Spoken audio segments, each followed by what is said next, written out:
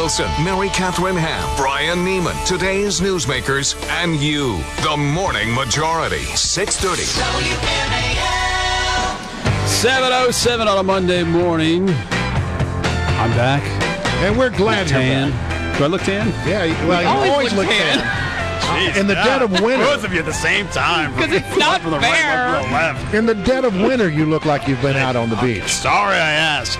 Joe DiGenova is here. He's our legal expert. You see what I have to deal with on a regular basis, Joe? I mean, come on. Hey, I work very hard to be like a notch above totally pale, so, you know. You're AA plus now, I think. So, Joe, you and I have had conversations about Mexico, and you know my feeling then is that Mexico is a huge threat to this country because the government's going to implode if it hasn't already, and we're going to have major problems on our hands. And you have said for quite some time that you believe one day, and one day soon, that U.S. troops will be in Mexico dealing with the Mexican problem. Yep. There was a big story in the New York Times the other day that said basically U.S. military and the CIA playing a role in Mexico right now. What did you learn from that article, and how legal is it?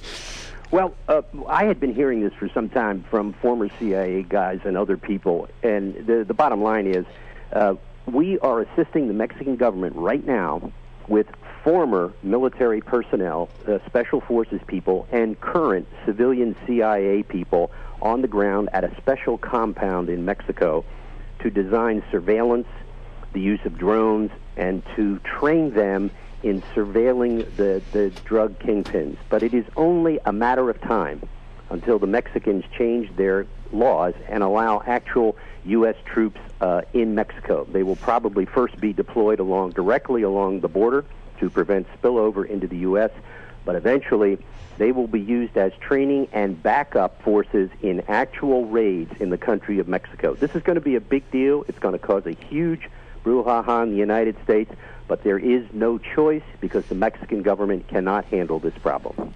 Now, it seems strange to me that if U.S. troops are involved and Congress has no say, does the Congress know about this? The Congress has been briefed, I'm told, about the deployment of the current group of people. Right. Which does not involve U.S. troops, because this basically is almost like a covert action, but it isn't, because it's known to the Armed Services Committee, the Foreign Affairs Committee, and the Appropriations Committee.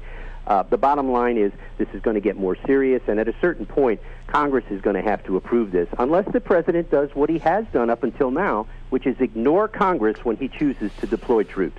Well, that was just what I was going to ask you about, Joe. A fellow lefty to Harold Coe goes after the President and the administration for ignoring Congress in the Libya operations. Yeah, is that correct? This was actually an amazing op-ed piece in yesterday's New York Times by a guy named Paul Starobin, who was one of the classic Yale lefties.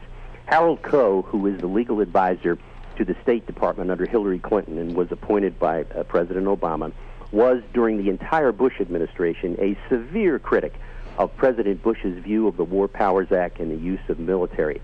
Now that he is the person responsible for defending President Obama legally, he says everything that the president has done is fine, and in fact, he says, the fact that we are bombing Libya with our planes is not hostilities under the War Powers Act. It is so bizarre, so silly, so miraculously conceived that now even the leftists are coming after Coe with abandon. This is the cracking of the famous leftist front in the United States. But Coe has done his job well. He is a classic apparatchik who has come in to defend the boss. Joe, we've been asking our listeners this morning to weigh in on whose downgrade is it. I mean, that ever since the S&P decided that they would move us from AAA to AA plus, we've been wondering, who's going to take the political blame for this, and many on the left are saying it's a Tea Party downgrade.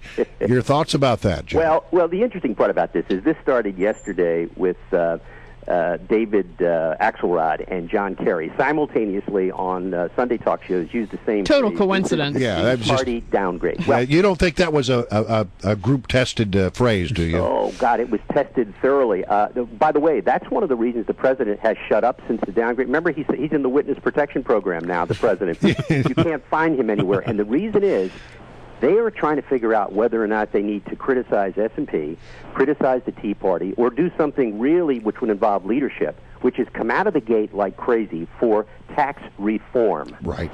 Lowering rates, extending coverage, and trying to figure out how to get 50% of the American people who pay no income taxes at all to pay at least something so they can be part of democracy. But blaming the Tea Party is unbelievable. I mean, I'm reading Ruth Marcus's op-ed piece the other day about carjacking. Nice civil language, right? Hostages, baby in the back seat, all that crap. Here's the bottom line. She says we need to return to the previous way we do business. Well, that led us to where we are.